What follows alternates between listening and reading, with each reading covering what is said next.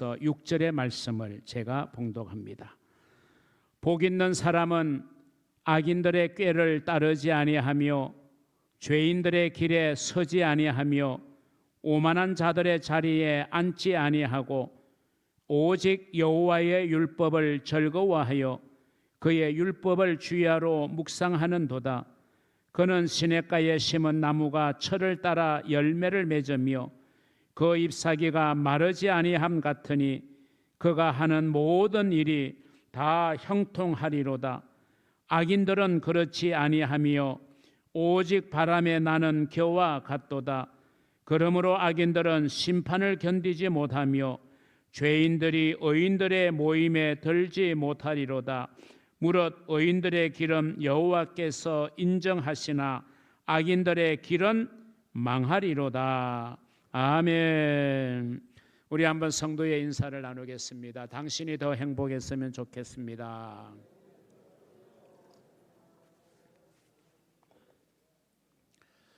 오늘 여러분과 함께 나눌 말씀의 제목은 복된 인생을 사는 영적 원리라는 제목의 말씀이 되겠습니다.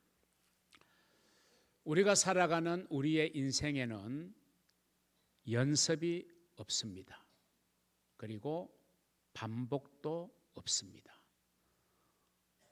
우리가 흘러보낸 시간은 어떤 경우에도 되돌릴 수가 없습니다.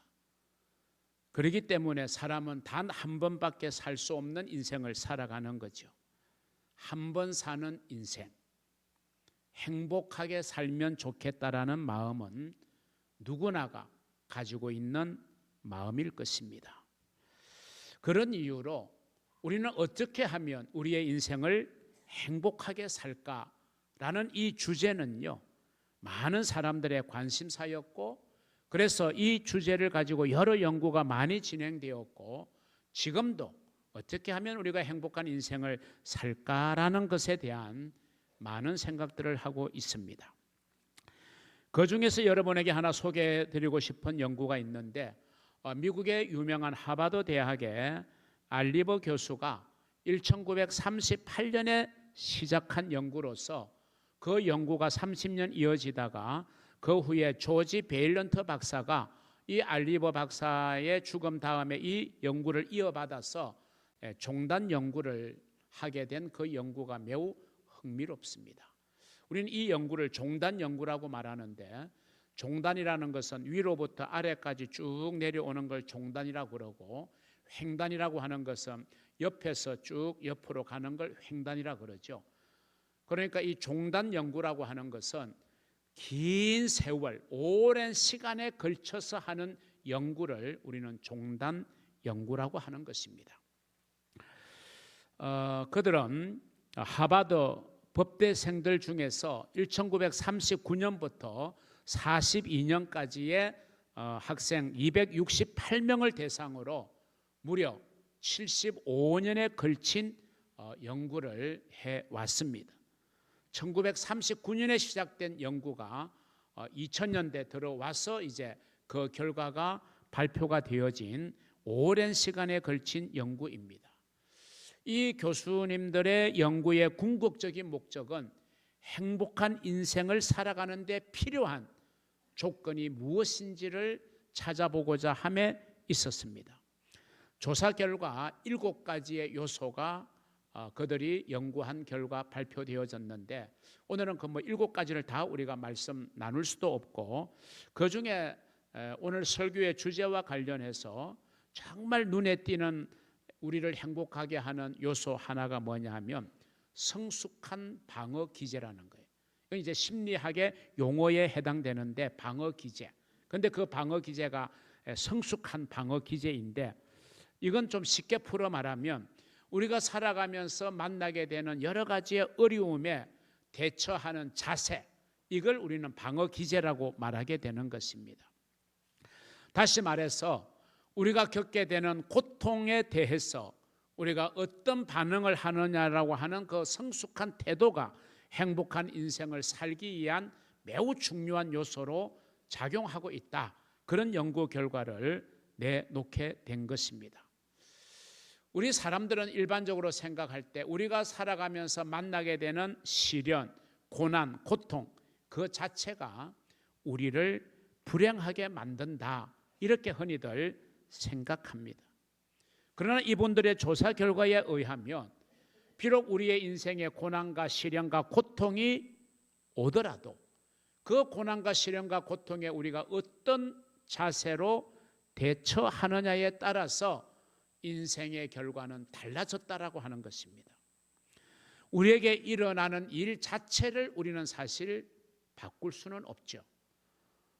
우리가 초래하는 경우도 있겠지만 어쩔 수 없는 환경과 다른 사람 때문에 초래되는 고통도 있어요.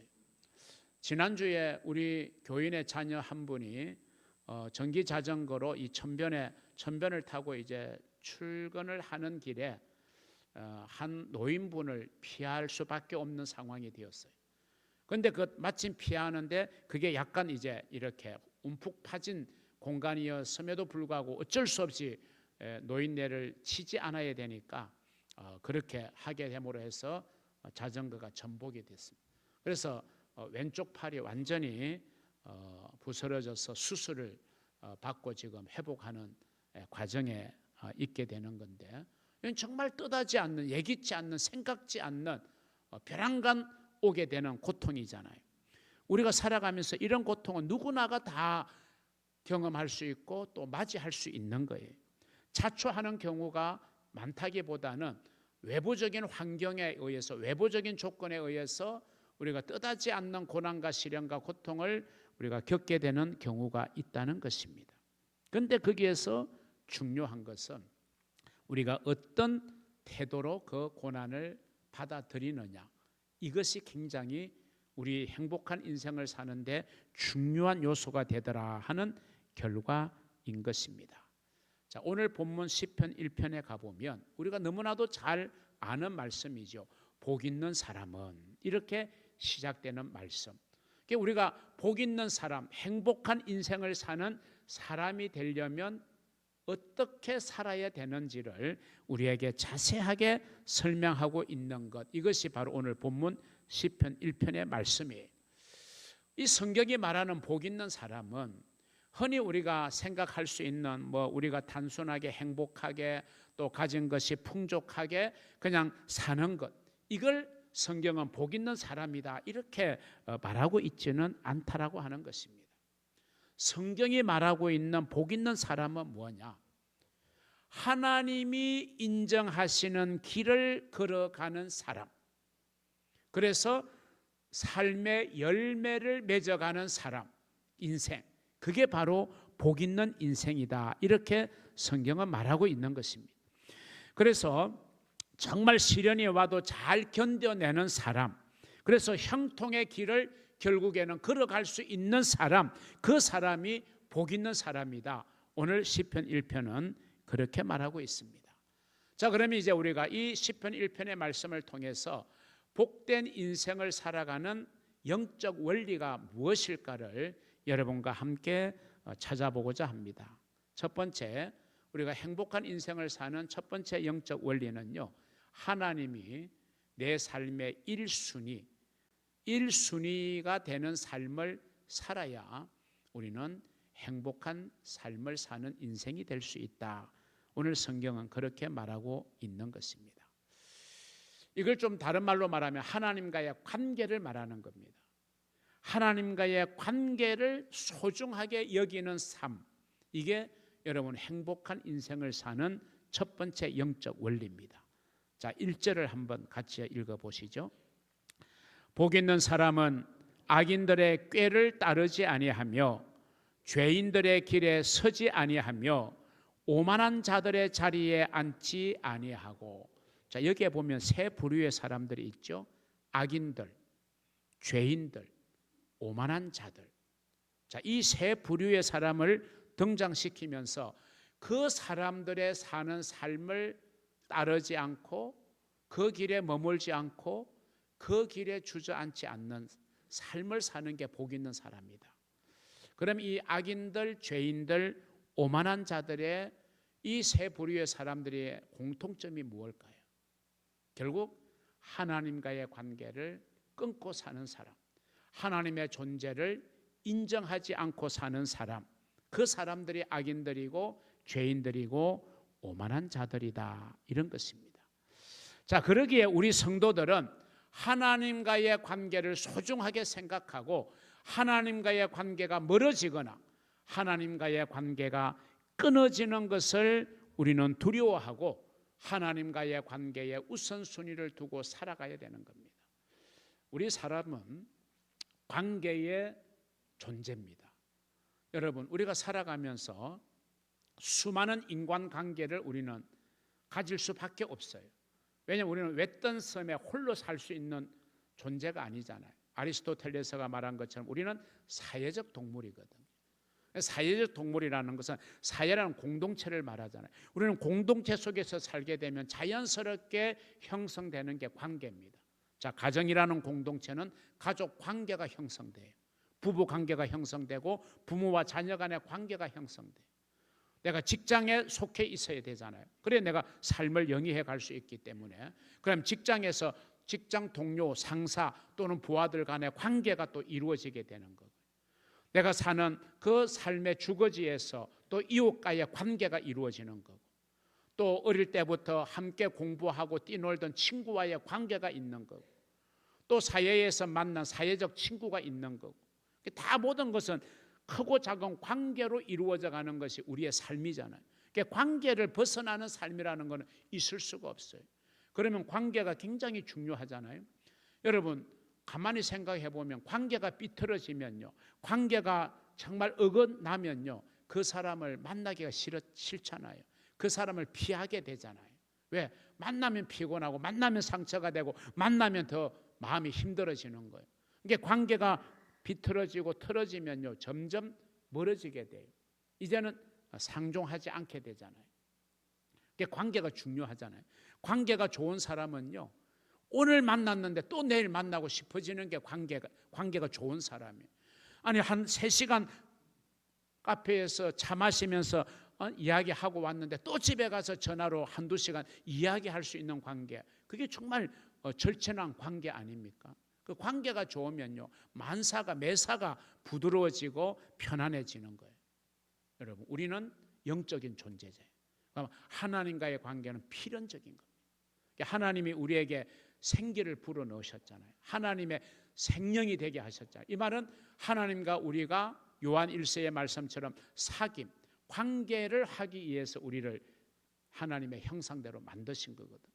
우리 인간의 참단의 행복은요, 하나님과의 관계가 회복되어야 돼요. 끊어진 하나님과의 관계가 연결되어야 돼요. 그 일을 위해서 누가 오신 거예요? 우리의 구세주 예수 그리스도가 오심으로 하나님과 우리와의 막힌 담을 헐어버리시고 하나님과 우리와의 끊어진 관계를 십자가로 연결해 주셨다 하는 것이 바로 복음의 핵심 아닙니까? 하나님과의 관계를 떠나서는, 복 있는 사람은요, 절대로 자신이 하나님과의 관계를 떠나서는 결코 복된 인생을 살 수 없다는 사실을 분명하게 인식하고 사는 사람, 그게 복 있는 사람이에요. 왜? 복의 근원은 하나님이시잖아요. 우리의 생사화복을 주관하시는 분이 하나님이심을 우리는 알기 때문에 하나님과의 관계가 그의 삶에서 최우선순위가 되어야 돼요. 그래서 하나님이 우리의 삶의 1순위가 되어져야 진정한 행복한 삶이 이루어질 수 있다는 사실을 우리가 깨닫는 것, 그게 정말 중요하다는 것이죠. 하나님과 함께하지 못하는 인생은 하나님으로부터 우리가 복된 것을 공급받지 못해요. 하나님의 은혜, 하나님의 능력, 하나님의 축복을 공급받지 못해요. 그러면 마음이 공허해질 수밖에 없는 거예요. 열심히 살기는 사는데 가만히 내 인생을 돌아보면 왜 이렇게 내가 공허한 인생을 사는지, 왜 내 마음이 이렇게 허전한지, 헛헛한지, 그런 마음이 들 때가 우리 인생에게는 있거든요. 하나님과 함께하는 인생이 되어야 돼요. 하나님과 함께하지 못하는 인생은요, 때로는 인생의 의미와 삶의 목표를 찾지 못할 때가 있어요. 삶의 기준이 흔들리게 돼요. 마치 바람에 나는 결하는 오늘 본문의 표현처럼요, 이 이야기를 들으니까 그것이 옳은 것 같아서 그렇게 가다가 또 저 이야기를 들으니까 저것이 옳은 것 같아서 또 옮겨가고, 이게 줏대가 없어요. 주관이 없어요. 삶의 기준이 불분명해요. 그러니까 우리가 왔다 갔다 하는 바람에 나는 겨처럼 세상의 물결 따라 우리의 삶의 모습에 막 요동치게 되는 그런 인생이요. 어떻게 여러분의 행복한 인생이 될 수가 있겠습니까?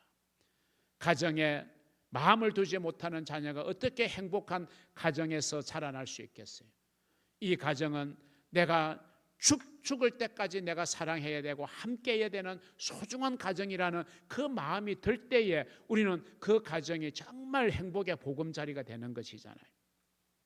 여러분, 우리가 정말 자기가 주인이 되고 자기가 기준이 되고 자기가 원하는 것이 선이 되고 자기가 걸어가는 것이 바른 길이라고 그렇게 착각하면서 우리가 살아가는 인생들이 너무나 많아요. 그런데 오늘 성경은 그렇게 걸어가는 인생의 길은 헛된 길이다. 기어와 같이 바람 불면 사라져 버리고 없어져 버리는 인생과 같은 것이라고 좀 심한 표현을 오늘 본문은 하고 있잖아요. 사랑하는 성도 여러분, 하나님과의 관계를 우리의 삶의 1순위에 두고 하나님이 기뻐하시는 길을 걸어가는 것, 그것이 복된 인생을 사는 영적 원리임을 분명히 아시고 그렇게 살아가는 성도들이 되시기를 주님의 이름으로 축원합니다. 두 번째, 행복의 인생을 위한 영적 원리가 있어요. 오직 말씀을 기준으로 하는 삶을 살아야 된다라는 것입니다. 복 있는 사람은요, 하나님과의 관계를 잘 해야 되잖아요. 하나님과의 관계를 잘 하는 방법은 말씀밖에는 없어요. 그러니까 말씀을 자기 인생의 기준으로 삼고 사는 사람이어야 돼요. 사람마다 자기가 생각하고 결정하는 자기만의 기준이 다 있습니다. 그러나 진정 복 있는 사람에게 있어서의 기준은 오직 하나님의 말씀입니다. 우리 2절 말씀을 함께 읽습니다. 오직 여호와의 율법을 즐거워하여 그의 율법을 주야로 묵상하는 도다. 율법을 즐거워하기에 주야로 묵상한다. 성경을 좀 의미를 가미해서 번역한 번역본이 있는데 그걸 우리는 메시지 성경이라고 일컬어지는데 그 메시지 성경의 이 시편 1편 2절을 이렇게 의미를 살려 번역을 했어요. 같이 한번 읽어보죠. 오직 하나님 말씀에 사로잡혀 밤낮 성경 말씀을 곱씹는 그대가 복 있는 사람이다. 이런 이제 의미를 번역한 거 하고 있죠. 정말 하나님의 말씀에 사로잡혀서 우리는 즐거워하는 것에 사로잡히게 되잖아요. 게임하는 걸 즐거워하는 사람은 게임에 사로잡혀 밤도 새기도 하잖아요. 우리는 좋은 것에 사로잡혀야죠. 정말 의미 있는 것에 사로잡히는데 하나님 말씀에 사로잡히면 우리가 밤낮으로 말씀을 곱씹는 그대요. 교회는 여러분에게 밤낮으로 말씀을 생각할 수 있는 기회를 드리잖아요.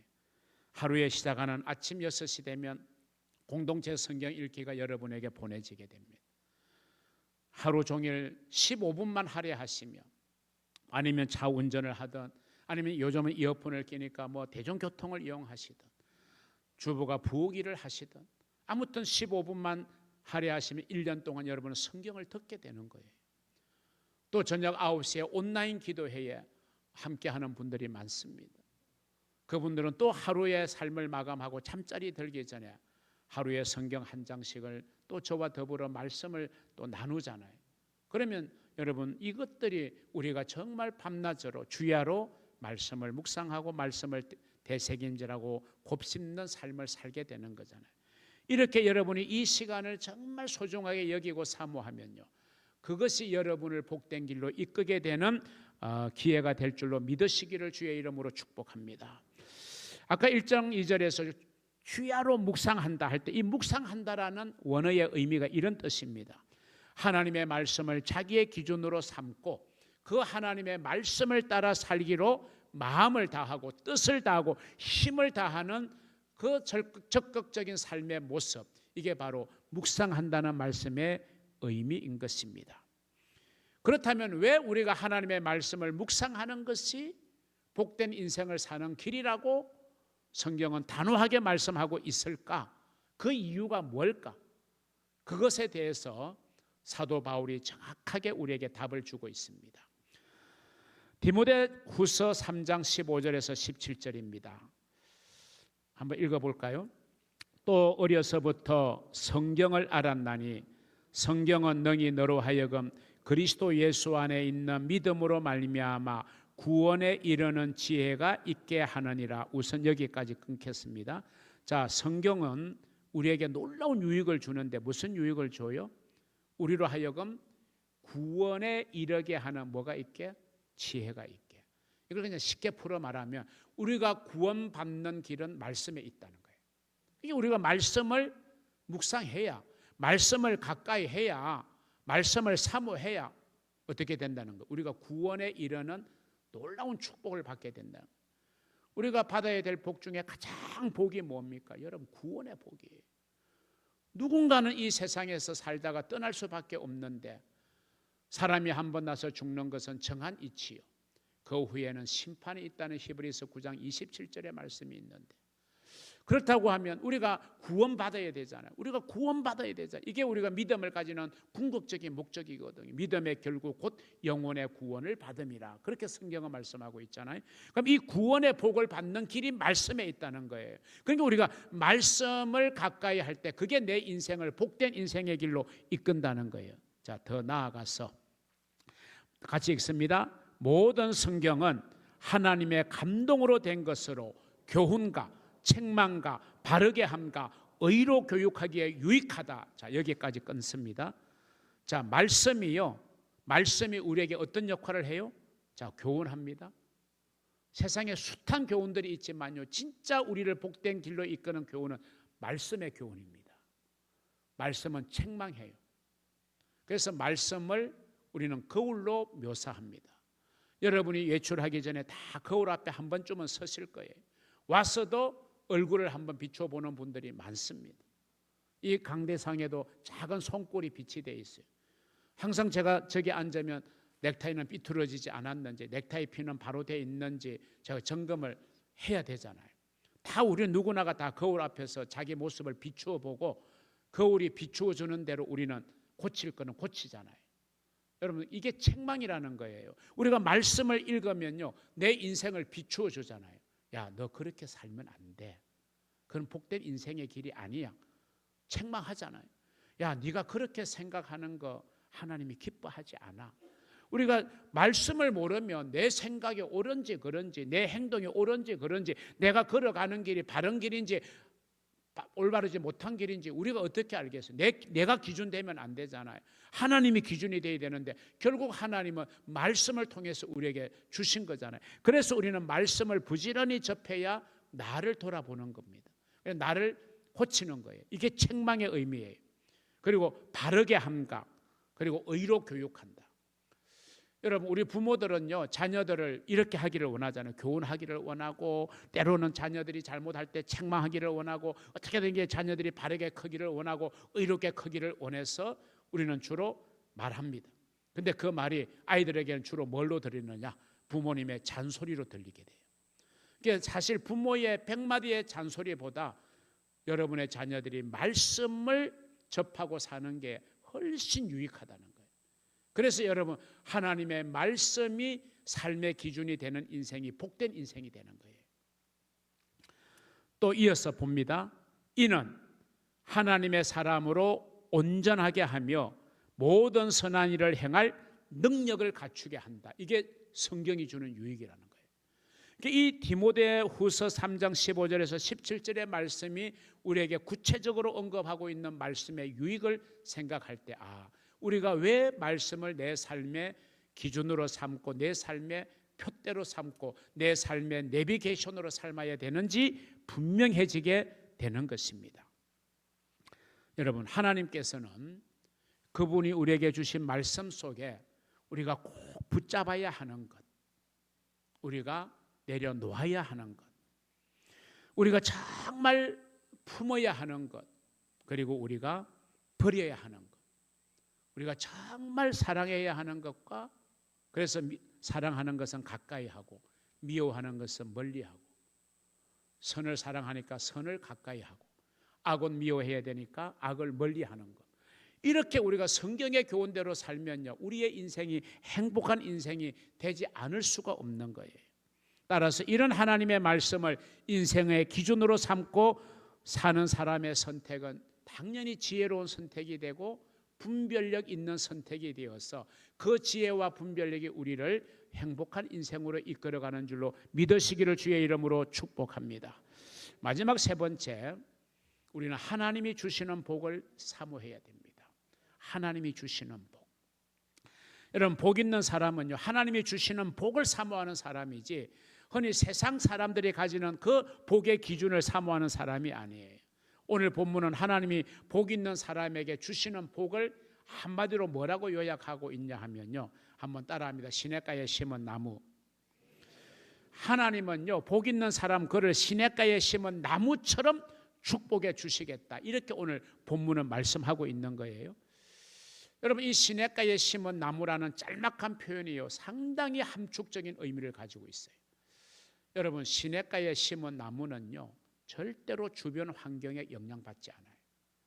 자, 가물어도 물을 공급받지 못하는 나무가 다 들어가고 말라가고 시들어가고 결국 죽어가는 거지, 가물어도요, 물이 공급될 수 있는 곳에 심겨져 있는 나무는요, 그 깊은 땅 속에서부터 수분을 뿌리가 끌어올려서 줄기로 공급하기 때문에 잎이 살게 되고 열매를 맺게 되는 거예요.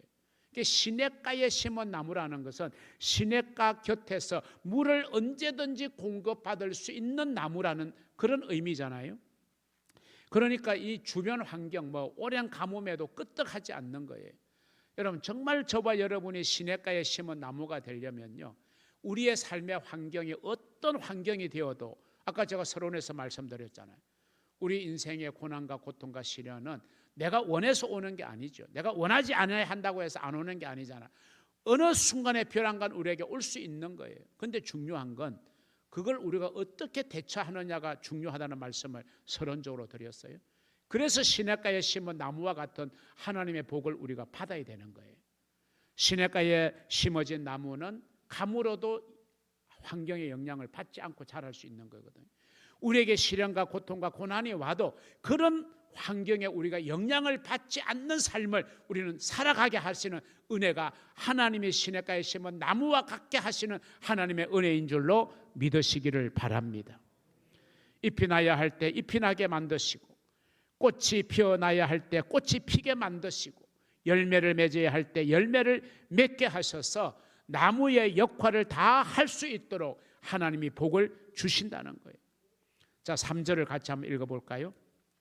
그는 시냇가에 심은 나무가 철을 따라 열매를 맺으며 그 잎사귀가 마르지 아니함 같으니 그 하는 모든 일이 다 형통하리로다. 이게 시냇가에 심은 나무가 받는 복이라는 거예요. 그리고 하나님 우리를 시냇가에 심은 나무처럼 만들겠다고 하시는 거예요. 그럼 이 복을 받기 위해서 어떻게 해야 되느냐? 우리가 하나님과의 관계를 회복해야 되고, 하나님을 우리의 삶의 1순위에 두고, 그리고 하나님의 말씀이 우리의 삶의 기준이 되어서 말씀의 샘이 공급될 때 우리의 삶은 시냇가에 심은 나무와 같은 삶이 될 수 있다라고 하는 그런 논리로 이 시편 1편은 결론을 맺고 있는 것입니다.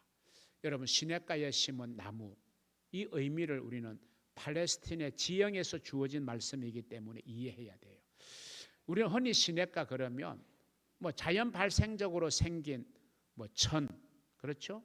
또 냇가, 큰 강으로 흘러들어가는 지류들, 이런 것들을 우리가 흔히 이제 시냇가라고 볼 수 있는데요. 그거는 이제 비가 내려서 자동적으로 그렇게 형성되어져서 우리가 그걸 어떻게 인위적으로 개발하거나 아니면 하지 않는 한에는 이 시냇가는 존재하는 거잖아요. 비가 많고 적음에 따라서 물의 양의 차이는 생기겠지만요. 그런데 이 시편 1편에서 말하는 시냇가라는 것은 우리가 일반적으로 생각하는 시냇가의 개념이 전혀 아닙니다. 왜? 팔레스틴이라고 하는 그 지형상은요, 이 자연적으로 물이 막 많이 내려가지고 물이 흘러가지고 형성될 수 있는 그런 시냇가가 아니에요. 이 시냇가라고 하는 개념은 팔레스틴 지역에서는 의도와 목적을 가지고 인위적으로 고랑을 파고 뭔가 웅덩이를 파놓고 물이 그렇게 흘러가도록 만들어서 이렇게 물이 저장되게 만드는 그런 것을 이제 의미하는데, 그걸 이제 오늘 본문에서는 시냇가라고 하는 거예요. 자, 무슨 말이냐?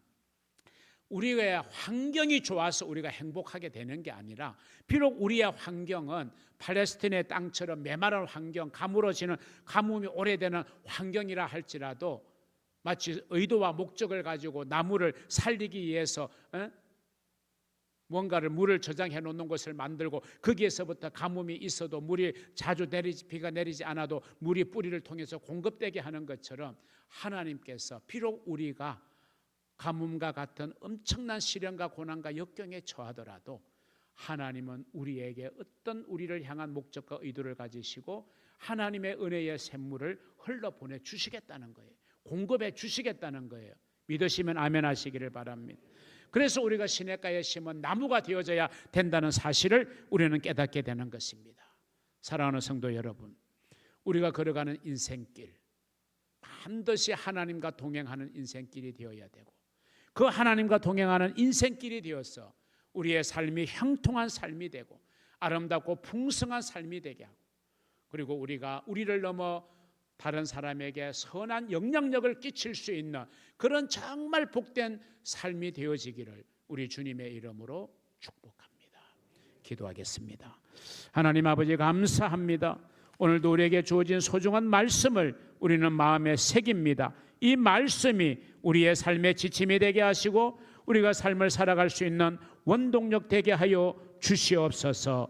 우리로 하여금 시냇가에 심은 나무가 되는 축복을 주시옵소서. 예수님 이름으로 기도하옵나이다. 아멘. 오늘 주신 말씀 기억하면서 너는 시냇가에 심은 나무라 찬양드립니다.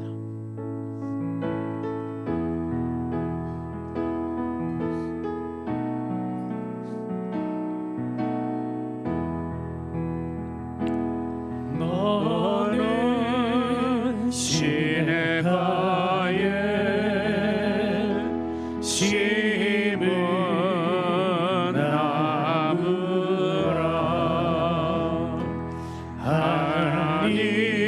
하나님의 사랑 안에 믿음 뿌리 내리고 주의 뜻대로 주의 뜻대로 항상 살리라. 주의 시절을 쫓아 주의 시절을 쫓아 구원 열매 맺으면 주의 영화로운 빛 너를 보호하리니 주의 뜻대로 주의 뜻대로 주의